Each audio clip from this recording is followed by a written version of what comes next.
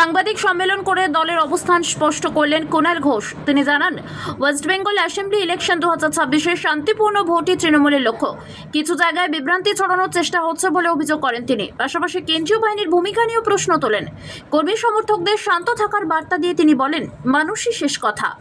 এটা আমি আমার মতো বলে দিচ্ছি, তোমরা তোমাদের মতো একটু অমিত শাহ কেন্দ্রীয় স্বরাষ্ট্রমন্ত্রী যে সাংবাদিক বৈঠক করে সব বলেছেন, এটা হচ্ছে ওনাদের একটা প্যানিক রিয়াকশন।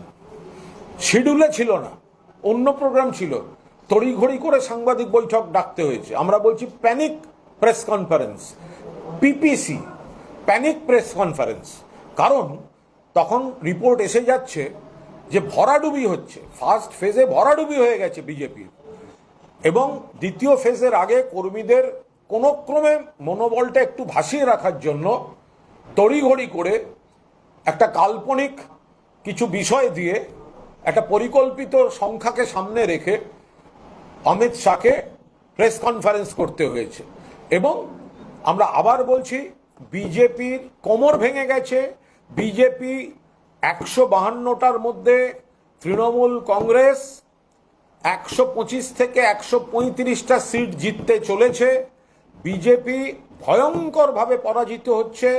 এটা অমিত শাহ জেনে গিয়েছেন, বিজেপি জেনে গিয়েছেন, কর্মীরা ভেঙে পড়েছে। সারা বাংলা থেকে সেই রিপোর্ট আসার পর তড়িঘড়ি করে সেকেন্ড ফেজের মনোবলটুকু বাঁচিয়ে রাখার জন্য প্যানিক প্রেস কনফারেন্স করেছেন স্বরাষ্ট্রমন্ত্রী। এটা গেল এক। দুই হচ্ছে, প্রধানমন্ত্রী আজ গঙ্গাবক্ষে যে ভ্রমণ করে একটা ছবি দিয়েছেন, আমরা তার সঙ্গে পরিষ্কারভাবে তুলনা করে বলতে চাই, আপনি হঠাৎ কলকাতায় এসে যে ছবিটা দিলেন, এটা কলকাতাবাসী রোজ দেখে, বহু মানুষ ঘোরে। কারণ এই বিউটিফিকেশনটা বাম জমানায় ছিল না।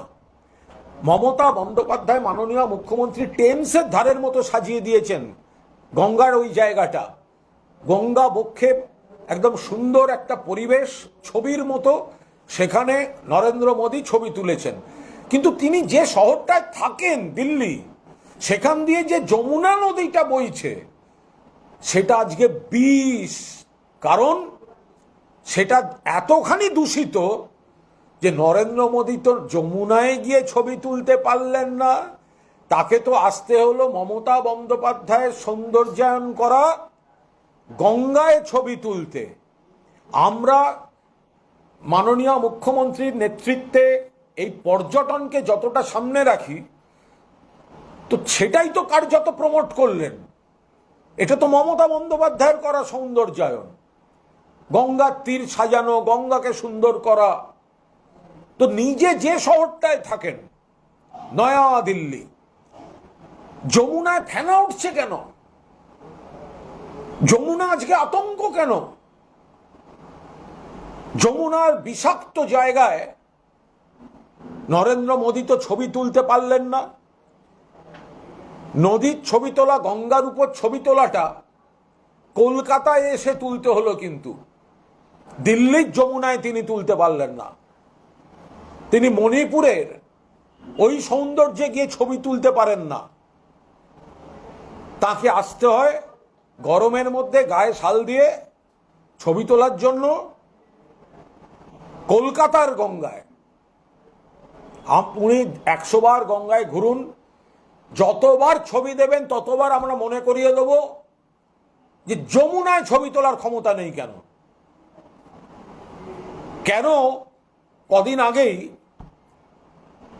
স্নান করবেন বলে নদীতে, তার জন্য একটা আলাদা ঘাট মতো তৈরি করা হচ্ছিল, দূষণের জন্য সেখানে নামতে পারেননি, আর ছবি দিতে হচ্ছে কলকাতার নরেন্দ্র মোদী, আর নিন্দা করছেন কলকাতার।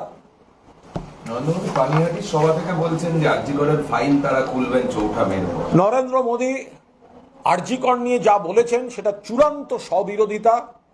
বিজেপি চরম নারী নির্যাতনের সঙ্গে যুক্ত। নরেন্দ্র মোদীর লজ্জা হওয়া উচিত। উন্নাও, হাতরাস, প্রয়াগরাজ, বিলকিস, মধ্যপ্রদেশ, ওড়িশা, দিল্লি, মণিপুর, মহিলারা নির্যাতিত, ধর্ষণ, গণধর্ষণ, হত্যা, যাতে বিচার না পায় পরিবারের লোককে হত্যা। নরেন্দ্র মোদী, আপনার কোথায় থাকেন আপনি, যখন আমাদের সোনার মেয়ে কুস্তিগিররা বলে আপনার সাংসদ ব্রিজভূষণ শ্লীলতাহানি করেছে, দিল্লির রাস্তায় তারা ধর্ণা দিয়ে বসেছিল, আপনার অমিত শাহের পুলিশ তাদের পিটিয়ে রাস্তা থেকে তুলে দিয়েছে, আর আপনি শ্লীলতাহানিকারী ব্রিজভূষণের পাশে বসেছিলেন লোকসভায়। আপনি আসছেন, আপনি নারী সুরক্ষার কথা বলছেন। সব থেকে মহিলারা সুরক্ষিত পশ্চিমবঙ্গে। এখানে কোনো সামাজিক বিকৃতির ঘটনা ঘটলেও সঙ্গে সঙ্গে পুলিশ অ্যাকশন নেয়। মানবিক মুখ্যমন্ত্রীর নেতৃত্বে প্রশাসন দ্রুত বিচার এবং তদন্তের মাধ্যমে তার শাস্তির রায় আদায় করে আনে। আপনার মতো গুজরাটে বিলকিসের পরিবারের হত্যাকারী এবং গণধর্ষণকারীদের যাবজ্জীবন হওয়া সত্ত্বেও জেলের গেট খুলে ফুলের মালা দিয়ে বরণ করিয়ে নিয়ে যায় না, সুপ্রিম কোর্টকে হস্তক্ষেপ করিয়ে তাদের আবার জেলে ঢোকাতে হয়েছে। সেই নরেন্দ্র মোদী এসছেন। নরেন্দ্র মোদী নারী সুরক্ষা নিয়ে যদি কুৎসা করতে যান, যতবার থুতু উপর দিকে পশ্চিমবঙ্গের দিকে ফেলতে যাবেন, গোটা থুতুটা আপনার নিজের মুখে এসে পড়ছে। ইন্টারনেট বিজেপি প্রার্থী অভিযোগ করছেন যে বিএলও থেকে নাকি তৃণমূল স্লিপ নিয়ে নিচ্ছে এবং নিয়ে নিজেদের মতো বিলি করছে। গোটা ইলেকশন কমিশনটাই বিজেপি হাইজ্যাক করেছে, ফলে তাদের আবার আলাদা করে সব নাটক করতে হচ্ছে কেন? গোটা ইলেকশন কমিশনটাই তো বিজেপির পার্টি অফিস হয়ে গেছে। বিভিন্ন জায়গা থেকে যারা আসছে সব বিজেপির লোক আসছে, তারা আবার এইসব নাটক করতে যাচ্ছে কেন? ঠিক আছে, हिंदी बोल देंगे क्या इसको? নেই। হ্যাঁ হ্যাঁ, हाँ, बोले রিপোর্ট পিবি নিউজ।